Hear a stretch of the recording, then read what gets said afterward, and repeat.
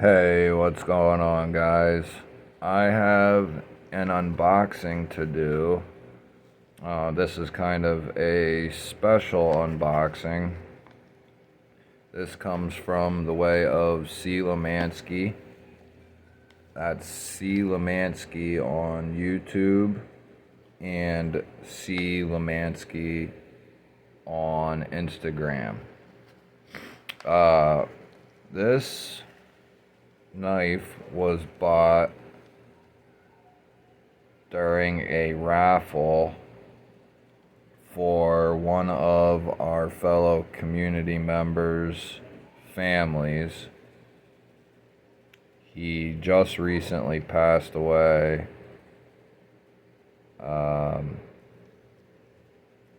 So this was an effort to help with medical bills and other arrangements.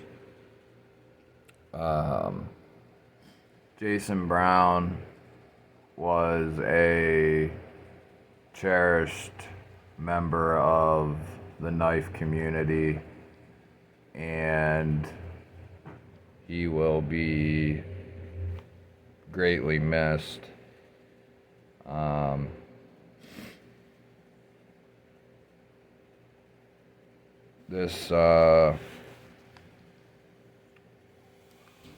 This video is kind of hard to make. I've had this package now for 2 weeks maybe, and I haven't opened it yet. I was kind of waiting for the right time, or when I felt like it was the right time at least. I feel like there isn't enough I can do to help Jason's wife and Jason's daughter.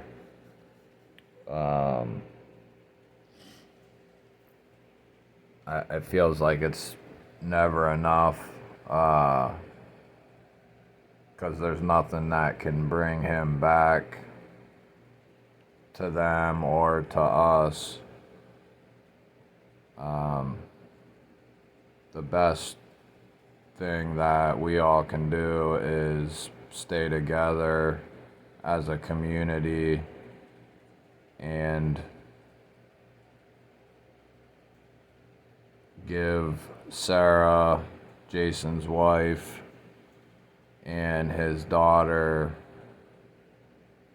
the comfort and the help that we can give in any way, shape, or form, whether it's financial or just someone to talk to.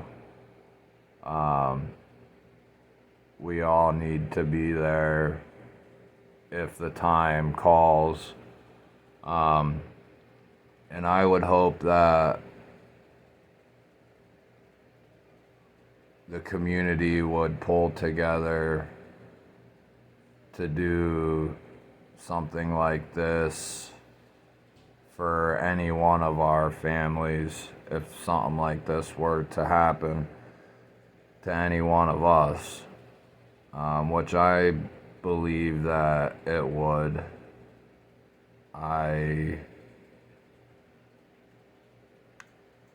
feel like there's something special being in this community. It gets said every day, but it never ceases to amaze me what people do without even being asked. And sometimes I can't fathom the generosity that is given and shared by everyone in the community. It it almost doesn't seem real, but day after day, week after week, month after month, it only becomes a closer knit community. It's almost like it's not a community, it's almost like a brotherhood and a sisterhood. We won't forget the sisters out there. But I just wanted to give a little background as to why this package is here and how it came to be. There will be a lot more raffles and fundraisers and many other things to come in the short, distant future and the long term. So if you are watching this and wondering how you can help, there is lots of different ways. You can get a hold of Stevie over at Said Stevie. You can get a hold of Joe over at Lancelot Leather. You can get a hold of Forrest at Forrest Hanks. You can get a hold of Mattisfaction, Matt over there. You can get a hold of My Bad Outdoors. And once you get with one of them, they will be able to point you in the right direction. There is GoFundMes that are going on right now. There's different raffles. So there are plenty of ways that you can get involved and go help out a wife and daughter who are in desperate need of help and comfort. So with all that being said, let's go ahead and dig into this one. I will dedicate this one to JB, Jason Brown. And you are greatly missed, my friend. Jason was one of the first people I talked to in the knife community a couple years ago. One of the nicest dudes you could ever talk to or meet. And he was like that with everyone. He almost made you feel like you were special. He always went out of his way to say hello and ask you how you were doing. And he did that with everyone. New people, people who had been here forever. It didn't really matter.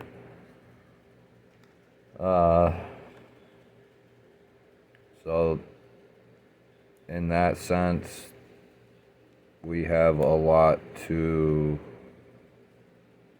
try and make up for as brothers and sisters in the community.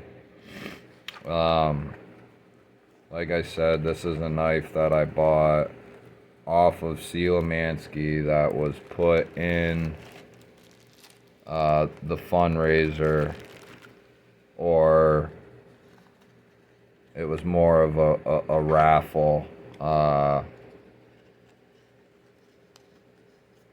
So I just figured back then this was the quickest way I could do something to help out the family.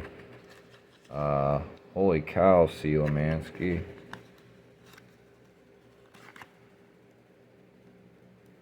And just making sure there's nothing else in there. Holy cow, man.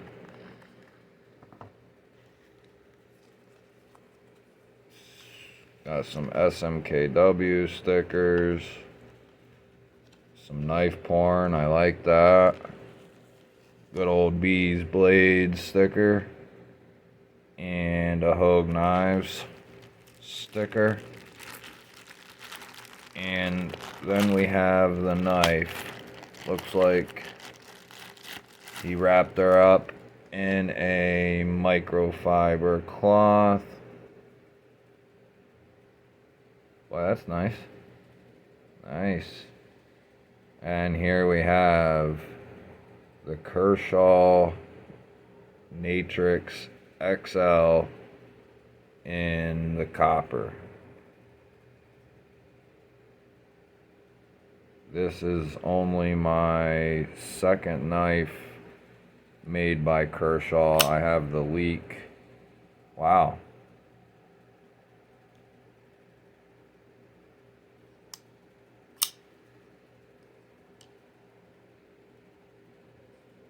That is a hefty boy.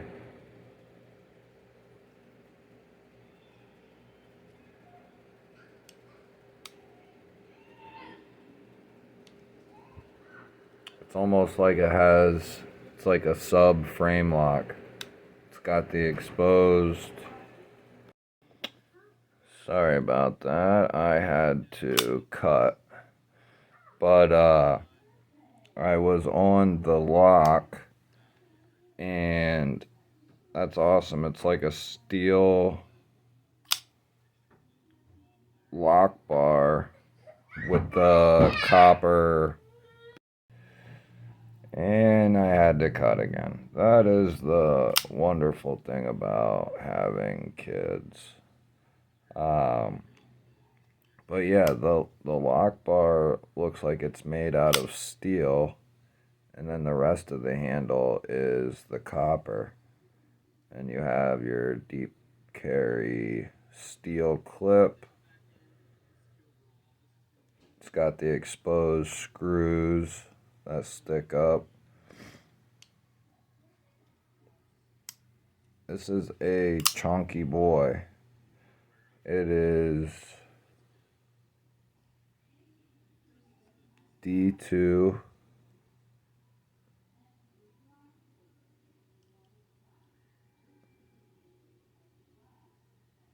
It's got a huge fuller that runs the whole top of the blade. It's nice and deep.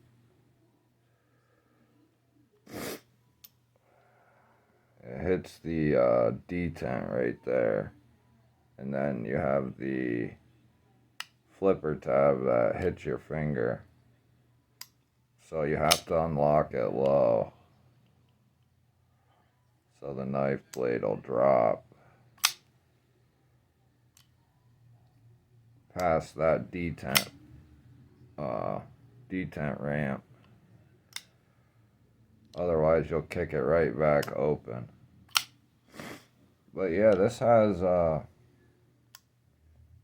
pretty good action considering it's a frame lock, a steel frame lock Kershaw. I never handled a Natrix, but I do like that sheep's foot blade.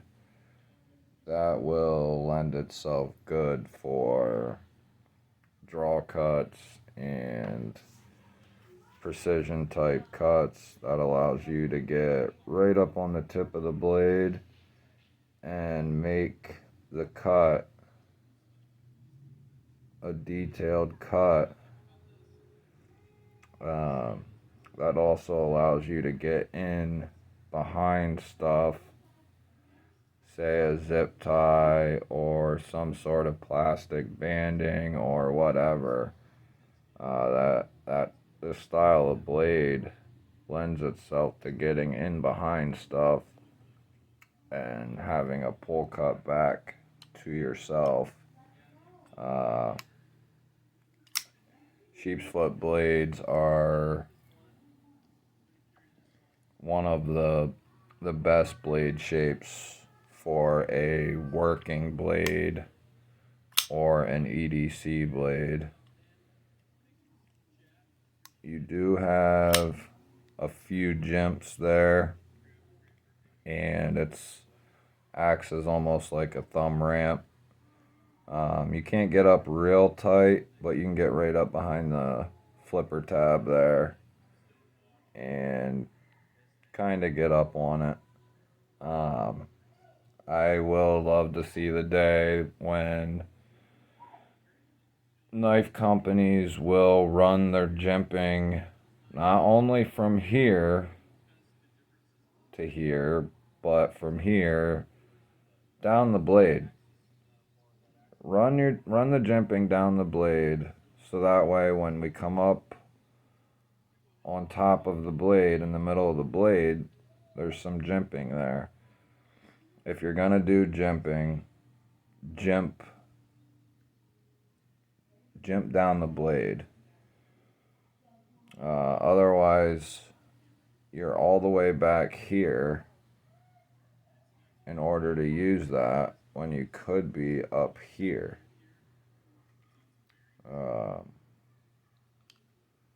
But yeah, I'd love to see the day when companies actually start doing that. There are a few companies that are starting to do that, and or including jimping all the way across the top of the blade. We'll do a quick little spec check, and then we will get out of here. Now this is the XL. It's got 3 3/4 inch cutting edge, and almost, it's like 3 7/8 or so from tip to scale. And you're looking at, with the clip included, 8 3/4, just shy of 8 3/4. Without the clip, you are looking at about 8.5. So 8.5 overall, with a 3 3/4 inch blade. That makes for a good size knife. If you like a big knife with some weight behind it, this one would be a good one to go for. We will be putting this to the test at work here this week coming up. There will be more footage of that to come. But yeah, I just wanted to basically do a dedicated video for this and for Jason, and just to put that out there, just an extra voice to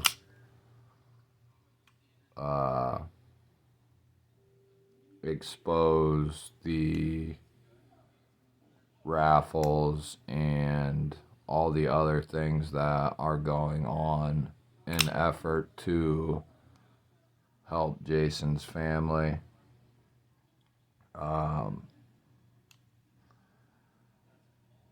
It isn't easy to come up with the words